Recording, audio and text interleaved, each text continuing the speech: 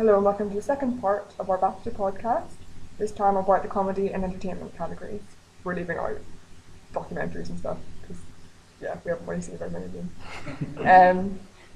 What about, first of all, female performance in a comedy programme? I think that's the only one where I can actually decide who I want to win. Yeah, they're all so good.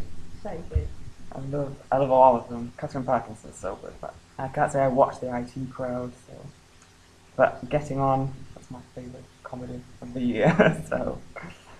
I think, in terms of who has the biggest impact, it has to be Miranda. Yeah. And that programme works or doesn't work based on her and what you think about her. If you don't like her, you don't like the programme. And I don't think you could really say that about any of the other I didn't like Roger and Val. I just thought it just was so slow. Like, comedy, really? I wonder if the BAFTAs will smile upon her though, because she was supposed to be doing something different, and it did start off funny, and then it just got really, really sad, and I felt betrayed in a way by a TV programme. So for that reason, maybe not. But Miranda Hart, she really brought something new to female comedy, I think. Yeah, she's kind of allowed to be sort of big and gangly and a bit sort of slapstick. But also, it's a programme that I think I like it because it's ultimately got a good heart, which not every comedy programme you can say that about. Yeah. Um, I thought the second series of Miranda was an improvement on the first. The episode where they went to the psychiatrist I thought was really good. Yeah. But is it Patricia Hodge? Yeah. I think she should have got some recognition as well. Yeah. I loved, like, my mum and I. My mum doesn't watch it, but we watched the Christmas episode together and we laughed so much. And what about male performance? I mean, David Mitchell has won before, and Robert Webb continues not to be nominated for Peep Show. But I would love Tom Hollander to win for Rev. I think that's the first time we've agreed on something. I think it was kind of in the same mold as Roger and Val, and it was a bit more low key, but it was funny, and his performance at the centre of it was the thing that made it work. Sort of very different from Vicar Dibley. Just a bit. Yeah. I mean, my dad's a minister, and it was kind of I really enjoyed watching sort of a fairly positive portrayal of the church on screen. I thought all the supporting characters were really good as well. Olivia Colman. I love Olivia Colman. Not nominated for Peep Show, are they? No, well, I haven't seen Peep Show. Yeah. I'm too far behind to catch up. But yeah, so Tom Hollander.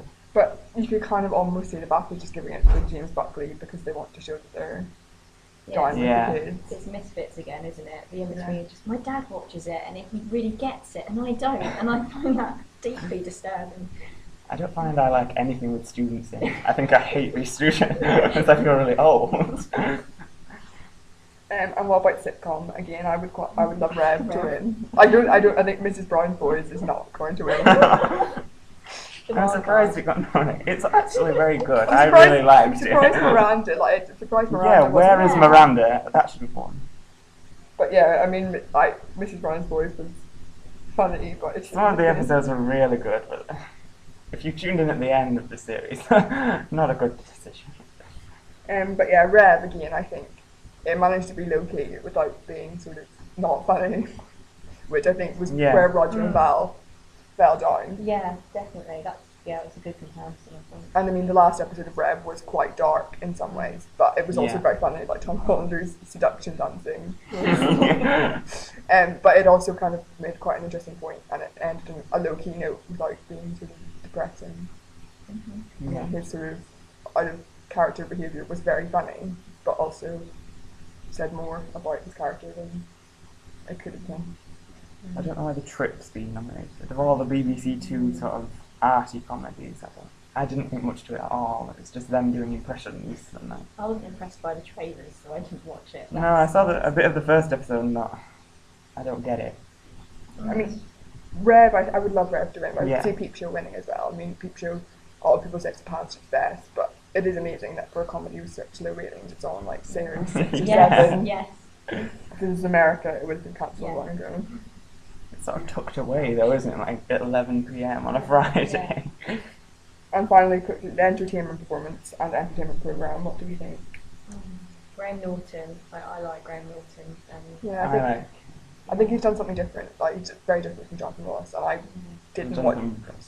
Bland. I hate Jonathan Ross. I didn't watch Jonathan Ross consistently towards the end because it was just embarrassing at times. Whereas Graham Norton is funny, even if you don't like, you know, even if you're not interested in all the guests. Yeah.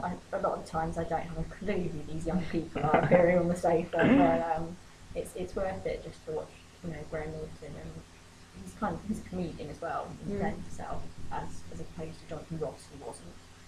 He's just an artist leader. That was Jonathan Ross. I mean, his film 2011 program, people really criticise, like Claudia Winkleman, but Jonathan Ross like her. I do. He just used to sit there and say, I think it's a really good film, like squinting at the artist. You know, and I mean, Harry Hill is definitely past his best. Definitely. The last series wasn't good. Which is a real shame because it used to be something really sort of bold and interesting. I think it's become more slapsticky and more for children. And now you watch TV programmes and you go, oh, that'll appear in Harry Hill. Yeah. And then it does.